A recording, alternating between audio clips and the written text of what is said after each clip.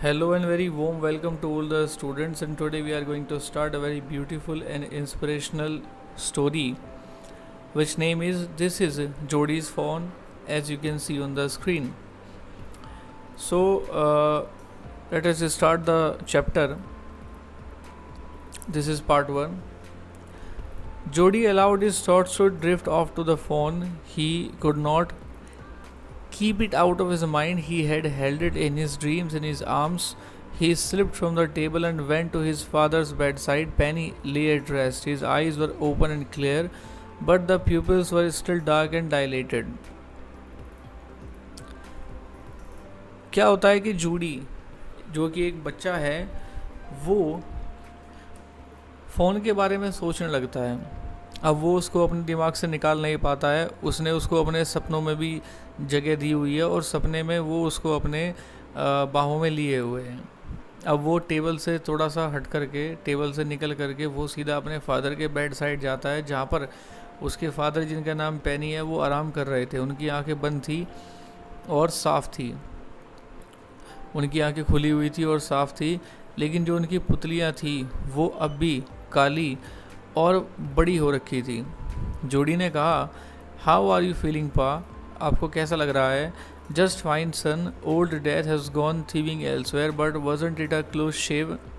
अब जो डेथ थी वो शायद किसी और के पास चली गई है, लेकिन क्या तुम्हें नहीं लगता कि मैं बाल बाल बचाऊँ? हाँ, मैं इस चीज़ से एग्री करता हूँ। पेनी ने कहा कि I am proud of you boy, the way you kept your head and did what was needed. तो उसके फादर ने कहा कि मुझे तुम पर गर्व है बेटा कि तुमने जिस तरीके से उस सिचुएशन में, डिफ़िकल्ट सिचुएशन में, जिस तरीके से बिल्कुल शांत रह करके अपने दिमाग का इस्तेमाल किया, जो कि उस समय बहुत ज़रूरी था। मुझे इसके लिए तुम्हारे ऊपर गर्व है। पा, yes son. Pa, don't you recollect the doe and the phone?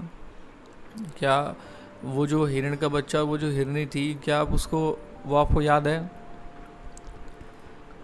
I can never forget them, the poor doe saved me, that is certain. मैं उनको नहीं भूल सकता। उस बेचारी हिरनी ने मेरी जान बचाई है, जो कि एक निश्चित है। Pa, the fawn may be out there yet, it might be hungry and very scared. पिताजी, वो जो हिरण का बच्चा है वो अभी वहीं होगा, उसको भूख लगी होगी, वो डरा हुआ भी होगा। आई सपोज सो, शायद। Pa, I am a big boy now and I don't need to drink milk. Why don't I go and see if I can find the fawn? पापा, अब मैं बड़ा बच्चा हो गया हूँ तो मुझे दूध पीने की कोई आवश्यकता नहीं है, और मैं चाहता हूँ कि मैं जाऊँ और उस फ़ोन को ढूंढूँ। एंड ब्रिंग इट हेयर, और तुम उसको यहाँ लाना चाहते हो। एंड रेज इट, हाँ, और पालना भी चाहता हूँ। Penny lay quiet, staring at the ceiling. Penny शांत, बिल्कुल चुपचाप लेटा रहा और वो छत को निहारता रहा। Boy, you have got me hemmed in. बेटा, तुमने मुझे एक ऐसी सिचुएशन में डाल दिया है कि जिसमें मैं ना तुम्हें हाँ कह सकता हूँ, ना मैं तुम्हें ना कह सकता हूँ। It won't take much time to raise it Pa, it will soon start eating leaves and acorns. पापा, उसको पालने में ज़्यादा समय नहीं लगेगा, वो जल्दी बड़ा हो जाएगा और उसके बाद वो जल्दी ही जो पत्तियाँ हैं और जो स्मॉल ब्राउन नट्स हैं उनको खाना शुरू कर देगा। You are smarter than boys of your age. तुम अपनी उम्र के जो बच्चे हैं उनसे ज़्यादा समझदार हो। We took its mother and it wasn't to blame. हमने उसकी जो मदर थी उसका इस्तेमाल किया, अब उसकी तो उसमें कोई गलती नहीं थी ना। Surely it seems ungrateful to leave it to starve, son I can't say no to you.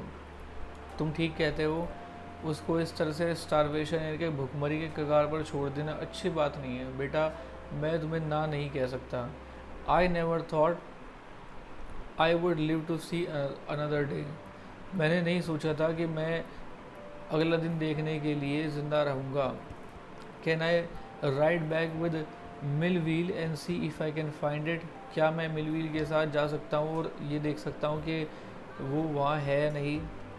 Tell your माँ I said you can go.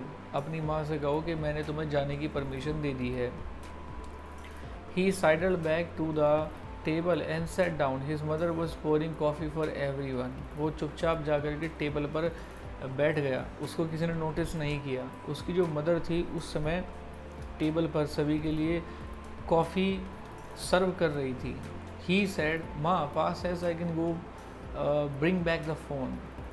Mummy पापा ने कहा है कि मैं वापस जा कर के उस बच्चे को ला सकता हूँ। She held the coffee pot in mid air. उनके हाथ में जो कॉफ़ी का पोट था वो हवा में ही रह गया। कौन सा? The fawn belonging to the doe we killed, वो जिसकी माँ यानी कि हिरनी हमने मारी थी। We use the doe's liver to draw out the poison and save Pa, हमने जो उसका लिवर था उसको पापा के शरीर से जहर निकालने के लिए इस्तेमाल किया था, जिससे पापा की जान बच गई। शी गास्प्ड, उसकी माँ ने आ भरी। वेल फॉर पिटी सेक, हाँ दया भाव से। Pa says it would be ungrateful to leave it to starve, पापा कहते हैं कि अगर उसको हमने वहाँ भूखमरी के लिए छोड़ दिया, भूखा मरने के लिए छोड़ दिया, तो ये बड़ा ही अनग्रेटफुल चीज़ होगी। Doc Wilson said, that is right madam, nothing in the world comes quite free, the boy is right and his daddy is right.